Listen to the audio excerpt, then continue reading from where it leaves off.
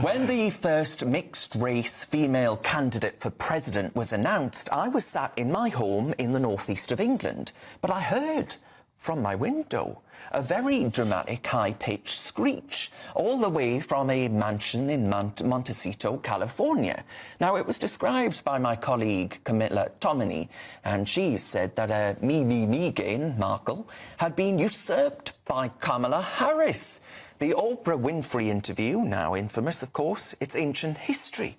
And the fawning is for marmalade on US chat shows. Here's the actress Drew Barrymore. Been thinking that we really all need a tremendous hug in the world right now. But in our country, we need you to be Mamala of the country.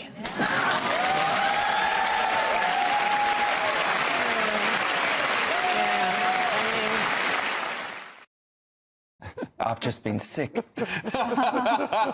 She's a politician, not an agony aunt. And Meghan Markle's text exchange, of course, with Beyoncé, that was a treat for the cameras. She loved it. But Kamala has managed to snag an endorsement from the Obamas on a phone call she had, which looked also natural. Something Meghan has been craving for ages. And here's some mumbo-jumbo Montecito madness that could have come straight from the mouth of the Duchess herself. Imagine what can be and be unburdened by what has been, you know?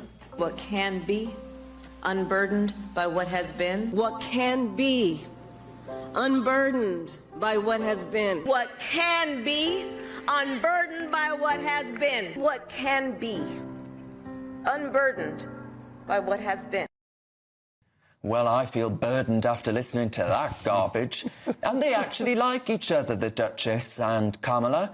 Kamala said, Meghan Markle actually said, I'm excited to listen to this and have this kind of representation. So, you know, she loves it for the reason that, well, you can all guess it, the ID politics element of it. Meghan Markle said of Harris's career in US politics, well, we're so excited to have your representation. And it's this obsession, this gobbledygook, this California chat. America is in, folks, for the most vacuous election known to man.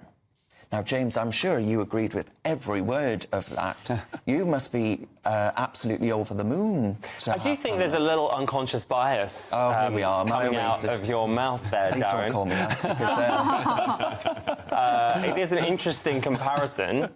For many reasons, I'm sure your viewers can figure that out for themselves. Well, absolutely, yes, because they're both mixed race. They both go on about it like it's the only thing that we care about, when it's not true. People are electing Kamala Harris as a politician. What can she offer the country? I didn't hear anything about her race in her unburdened by what has been. Are you kidding me? It's absolutely everywhere. Honestly, I think that she is amazing, and I think Mamala will do an amazing job as What do you think president. is great about her? Well, that's a great question. Yeah. What do you think isn't great about her? Don't flip it, James.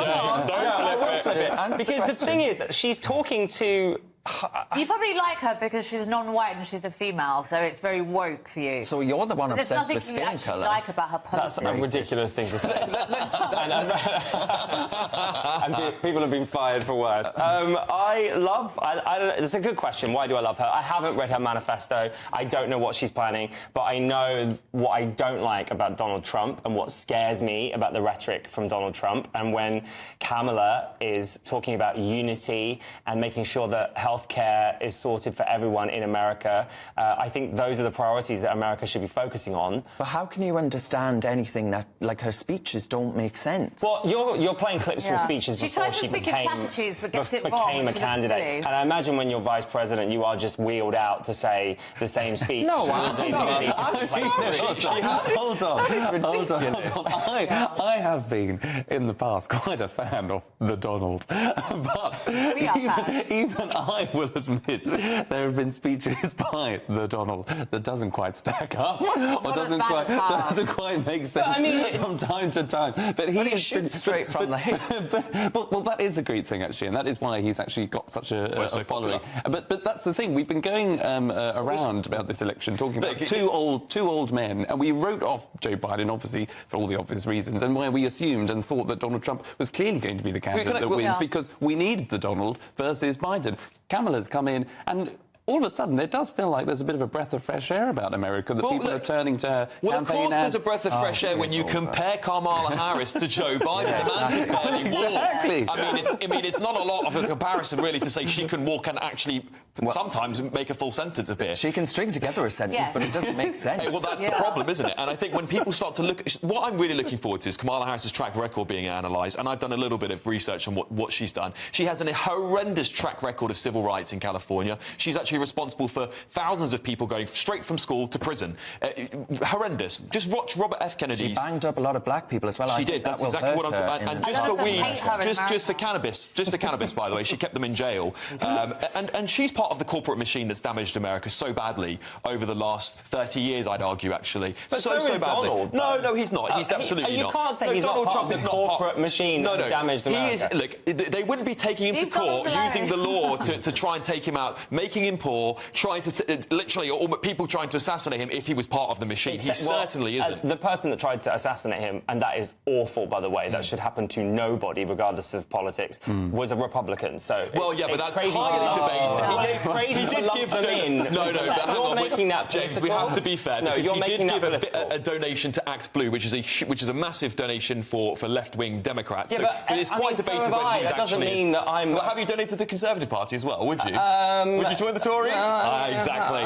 Right, so look, I think there's a stark difference. Donald Trump enough money. Donald Trump shoots from the hip, and I love that about him. OK. Have you got what it takes to be a reasoned presenter? Well, send us a short clip of yourself to join@reasoned.uk and we might be seeing you on this very channel very soon indeed.